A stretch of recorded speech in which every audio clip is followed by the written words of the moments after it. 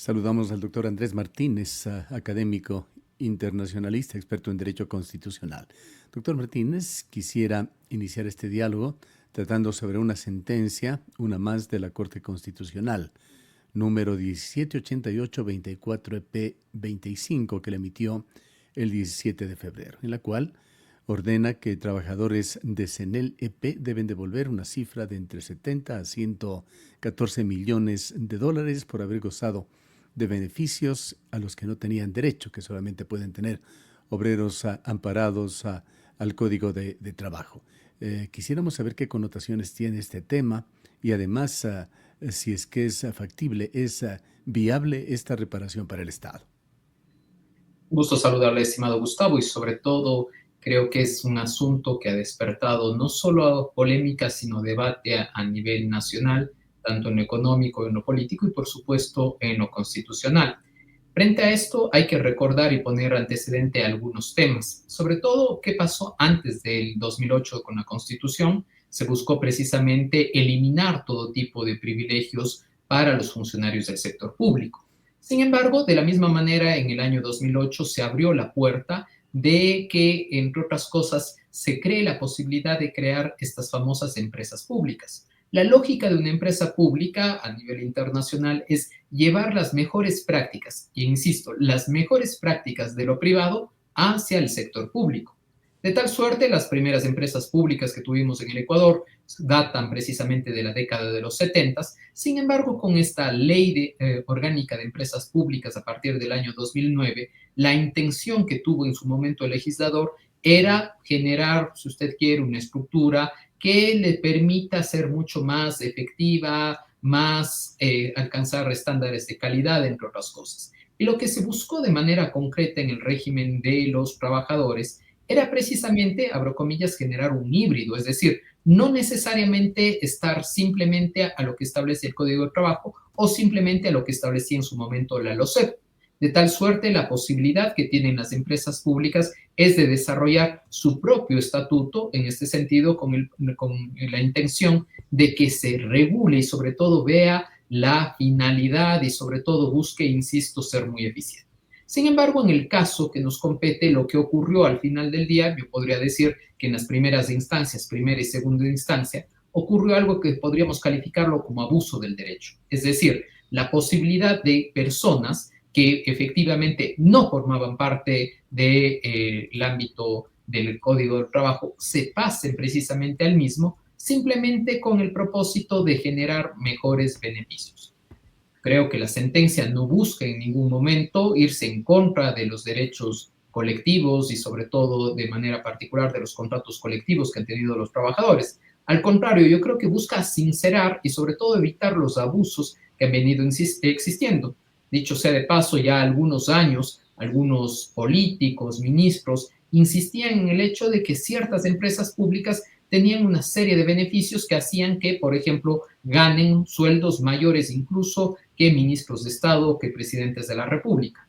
¿Por qué? Porque precisamente se valían de los contratos colectivos respecto a las situaciones dadas. ¿Qué está por detrás? Creo que hay que ser honestos y saber que hubieron personas, creo que inescrupulosas, que convencieron en este caso a ciertos trabajadores de ver una potencial extra en sus recursos generando este tipo de acciones. Como ustedes recordarán, el año pasado votamos todos para que se especialice la justicia constitucional, es decir, que en primera y segunda instancia tengamos una justicia constitucional especializada con jueces preparados para ello. Mientras eso no sucedía, todos los jueces en este caso se convertían en jueces constitucionales y llegaron precisamente a aceptar este tipo de situaciones. Hemos visto lastimosamente, y la experiencia así nos mostró en el caso ecuatoriano, que se abusaron a instituciones como el habeas data, por ejemplo, respecto del caso Banco del Pacífico, casos en el registro de la propiedad, o en su defecto también casos de habeas corpus, como los de famosos delincuentes e incluso políticos. De la misma manera, en este caso, lo que ocurrió es que se abusó, en este caso de la acción de protección, para reconocer unos derechos a personas que no se lo merecían. ¿Qué Ahora, pasa ya? ¿considera usted, doctor Martínez, factible el cumplimiento de esta sentencia de la Corte? ¿Efectiva la devolución? La ministra de Trabajo ha hablado y reflexionado sobre el tema, señalando que se quedarían por algunos años muchos trabajadores sin ganar un solo centavo. Bueno, al final del día lo que tendría que hacerse en este caso es CENEL, yo creo que debería establecer, conocer por obvias razones, es una sentencia de inmediata y obligatorio cumplimiento y se debería plantear la posibilidad de hacer precisamente un tema al final del día de acuerdo de pagos para poder cumplir. No nos olvidemos que al final del día estas son cuentas y son recursos que salen de las arcas del Estado y que si bien es cierto, por supuesto, que llama la atención que servidores podrían quedarse durante tiempos sin recibir un emolumento. Recordemos de la misma manera que durante años recibían 4, 5, 6 veces un sueldo normal de un resto de un servidor público. No me parece tampoco justo de la misma manera que un servidor que recibe $800, una persona en SELEC que cumplía el mismo rol, ganaba entre $8,000 y $9,000. También deberíamos preguntarnos si a ese momento nos parecería justo o no, y obviamente no. Lo que debe ocurrir en este caso es la devolución de los recursos. ¿Es obligatoria la sentencia? Sí. ¿Se puede apelar? No, no se puede apelar. Y obviamente tiene que ser ejecutada en este caso y sobre todo buscar las maneras y los mecanismos en este caso de cubrir los valores. Ahora, también hay que recordar frente a esto que van a haber un sinnúmero de personas, entre ellos directivos y por supuesto también personas vinculadas al sindicato que convencieron a mucha gente en este sentido para que puedan optar por esos valores cuando no les correspondía. Ahora, el día de hoy, dialogando en nuestro noticiario matutino con el ingeniero José Villavicencio, presidente de turno del FUD, él ha señalado que la sentencia de la Corte es injusta porque va por el lado flaco de la cuerda, hablando de los trabajadores.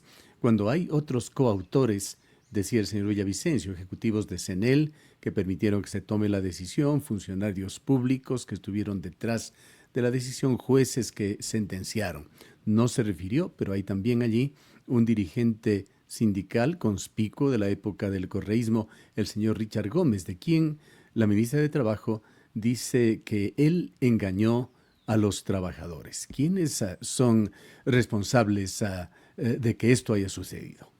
Yo creo que hay que tener en cuenta dos parámetros por lo menos. Uno, como bien lo señalaba hace un momento y decía, hay un grupo, en este caso de dirigentes sindicales, que convencieron a un grupo de trabajadores para que demanden. Sin embargo, los señores trabajadores con conciencia y voluntad firmaron las acciones. En este sentido, si ellos se beneficiaron de unos valores, no es que nunca recibieron valor, recibieron y durante muchos meses. Y con esos muchos meses yo creo que también la situación no fue justa en ese momento versus lo que ocurría en el resto del sector público. ¿Podrían los señores trabajadores iniciar acciones por cuerda separada precisamente para tratar de buscar responsables? Por supuesto, están en todo su derecho y podrían hacerlo. Sin embargo, la sentencia es bastante clara y obliga en este caso a CENEL a devolver esos valores. En este caso, los trabajadores deben devolverlo porque al final del día muchas veces pensamos, y a mí me duele mucho que se piense así, que cuando se habla de lo público se cree que es lo gubernamental. Y cuando hablamos de lo público, hablamos de los recursos de usted, míos y de un sinnúmero de personas que a través de impuestos, de contribuciones, están inyectando precisamente al aparato productivo y sobre todo estatal, y sobre todo que esos recursos se podían haber gastado en bienes y servicios a favor de los ciudadanos. Y no es una Entonces, puchuela, la ministra habla de 114 millones de dólares de perjuicio al Estado. efectivamente, en este caso se debería recuperar los valores. Insisto, si bien es cierto, habrán situaciones que podrían parecer duras en contra de ciertos funcionarios, pero de la misma manera, estos funcionarios ganaron durante meses esos valores y tienen que devolver lo que está ganado de una manera injusta. Insisto, por cuerda separada ellos podrían iniciar procesos, ya sea en lo civil, en lo penal, para reparaciones en contra de esos malos dirigentes, puede ser, pero también nos lleva a una reflexión, estimado Gustavo, respecto de que, uno, sobre todo esta viveza criolla que en momentos raya cercana a la corrupción de algunos dirigentes sindicales, y lo segundo también de manera concreta que cuando en este caso los ciudadanos conocemos que una situación es injusta o que no nos corresponde, no deberíamos prestarnos para ese tipo de situaciones. Si bien es cierto, va a mejorar una condición económica, pero al mismo tiempo corremos el riesgo en ese sentido. No nos olvidemos que la propia normativa nacional desde la Constitución nos dice que hay la posibilidad precisamente de repetir lo pagado. En este caso, el Estado pagó mal y se debe repetir. Y se debe repetir también en contra de un sinnúmero de funcionarios. Algo que se pone en el tapete también, doctor Martínez, con esto es de que a pesar de que varios gobiernos han denostado, recordemos desde la época de Rafael Correa, contra el sindicalismo dorado, este persiste en el Ecuador. Bueno, ya Weber decía que precisamente el concepto de burocracia, del poder de los oficinistas, está presente y es una realidad. La burocracia debe existir, la respuesta es positiva, sí, sí, siempre debe existir, pero no se debe abusar de ella y no se deben llegar a extremos con el propósito simplemente de beneficiarse temas personales y no beneficiar en este sentido a la prestación de los bienes y servicios a favor de los ciudadanos. Ese es el deber ser de un Estado y hacia eso debemos conducirnos. Bueno, vayamos con esto a ciertas situaciones paralelas que se están dando en otras partes del mundo. El señor Milei achicando el Estado a su mínima expresión, según es su propósito declarado. Y Donald Trump realmente revolucionando, pero de muy mala manera, las cosas en el mundo, empezando por su país. Entendemos que hasta el momento unos 200,000 servidores públicos de los Estados Unidos han sido separados de su cargo prácticamente a rajatabla, sin mayor tipo de análisis, a través de correos electrónicos, para referirnos luego a otros temas con connotaciones internacionales sobre las decisiones que está tomando el señor Trump.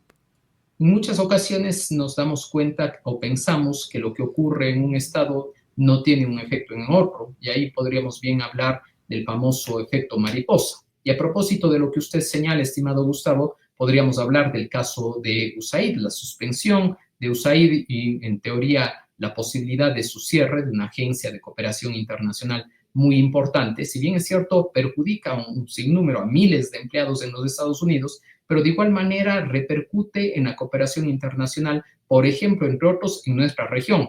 Países como Haití, como Colombia, como Venezuela, como Bolivia, como Perú e incluso el Ecuador se han financiado durante décadas precisamente de los recursos de USAID a partir de programas, por ejemplo, para temas de saneamiento, para temas de niñez, de migración, de reducción de brechas de desigualdad, que han ayudado de manera positiva. Fíjese usted que un sinnúmero de programas a la fecha se están cerrando por falta de la cooperación. Entonces, lo que ocurre y estas medidas extremas que se están tomando en otro país repercuten también nacionalmente.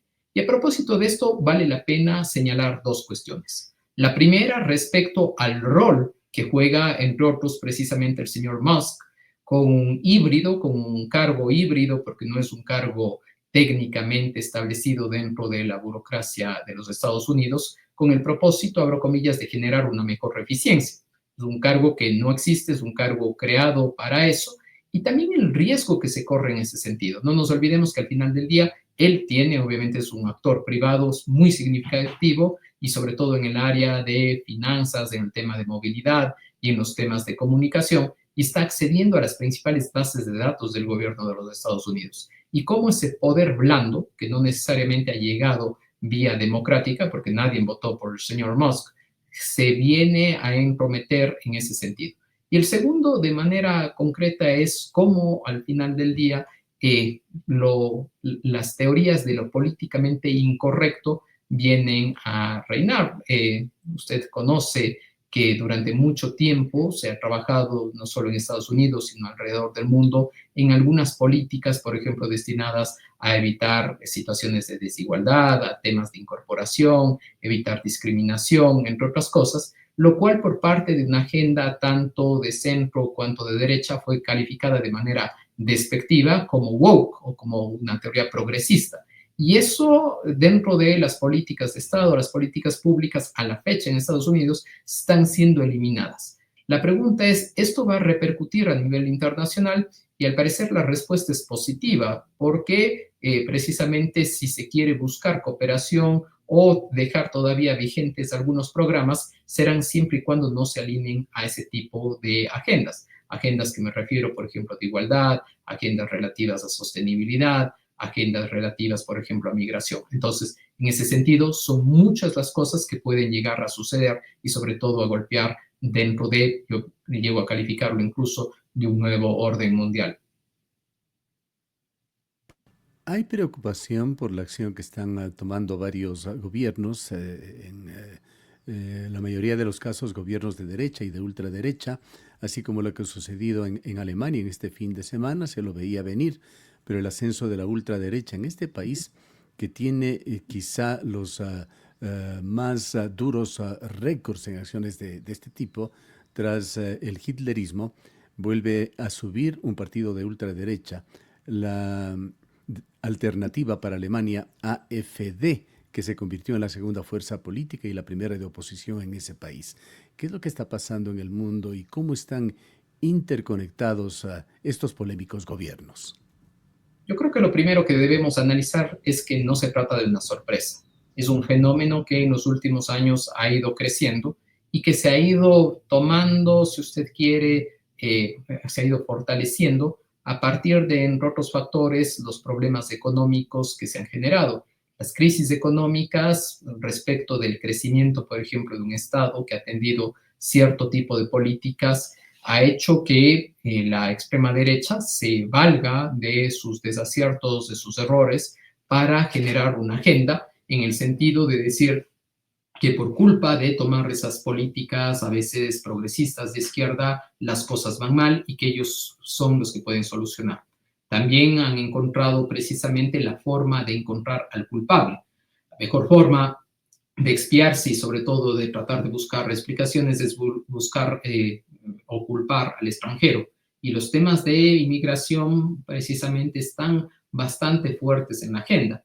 Si usted quiere, podemos resaltar algunos temas que van a estar presentes en las mayores partes de estas agendas. Temas de inmigración, temas relativos, por ejemplo, a reducción del tamaño del Estado, la desinversión, por ejemplo, en ciertos aspectos vinculados, por ejemplo, a sectores sociales o sectores desfavorecidos, y esto hace que al final del día se repercuta a partir de un fenómeno propio de nuestra época de noticias falsas o de fake news. Si a eso le suma, por ejemplo, el manejo de ciertas redes sociales y por supuesto también ciertos instrumentos a partir de inteligencia artificial y otros medios, usted tiene el cóctel perfecto para convencer a una sociedad donde parte de la campaña política ya no se hace de manera presencial, se hace a través de distintas tecnologías, estamos hablando de teléfonos móviles, de pantallas electrónicas, entre otras cosas, donde se puede ir al final del día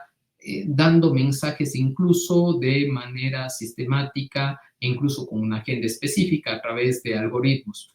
Fíjese usted, si estamos dentro de una elección, es fácil poco a poco ir manipulando no solamente los contenidos o las noticias falsas. Se decía que una noticia o que una falsedad repetida 1000 veces se convertía en verdad, lo hizo en su momento la publicidad nazi. De la misma manera, si usted a la fecha envía noticias de fake news que aparentan cierta realidad o que aparentan ser reales, no todas las personas van a intentar hacer un fact check o una revisión si los hechos son reales. Creo que nos enfrentamos a temas bastante álgidos en los temas democráticos que poco a poco irán calando también en el discurso a nivel regional y sobre todo a nivel de nuestro continente y que debe agarrarnos preparados, porque toda esa ola que viene, por supuesto, también nos contagiará.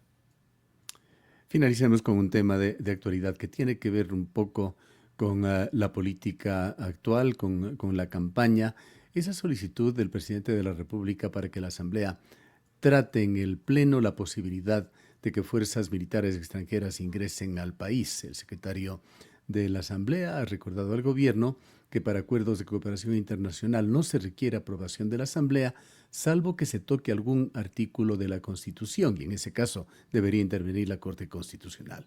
¿Cómo ve usted? ¿Cómo califica ese tema? No, yo creo que podemos calificarlo de dos maneras, uno jurídico y uno político. Uno jurídico, donde directamente iríamos a la sentencia que dio en su momento la Corte Constitucional de la posibilidad de cooperación internacional en materia militar. Y el otro político, donde precisamente el presidente de la República intenta vincular a la Asamblea con cuestiones de, por comillas, de solapamiento o de acercamiento o de cercanía con los grupos de delincuencia organizada. indicando que él no puede dar una respuesta desde la parte táctica y sobre todo de la fuerza letal, teniendo en cuenta sobre todo fuerzas y potencias extranjeras, si no es con esa autorización. Creo que es un juego del gato y del ratón que el presidente de la República sabe perfectamente cuáles son los parámetros a seguir. Sin embargo, es una forma también política de lanzar, en este caso, una agenda en el sentido de decir que él quiere traer la cooperación internacional armada y que es la Asamblea la que le detiene. También creo que es una respuesta muy genérica la que da la Asamblea, porque creo que es importante analizar caso por caso, porque ni siquiera se conoce cuál es la agenda ni el contenido de la cooperación que se solicita, porque podría ser que se esté dando sobre todo situaciones particulares que podrían afectar a la soberanía interna y que deberían tomar en cuenta una actuación desde un punto de vista del control político de la Asamblea e incluso del control constitucional por parte de la Corte. Bien. Le agradecemos mucho por habernos acompañado, doctor Martínez. Muchas gracias a usted, Gustavo. El doctor Andrés Martínez es académico, internacionalista, experto en Derecho Constitucional.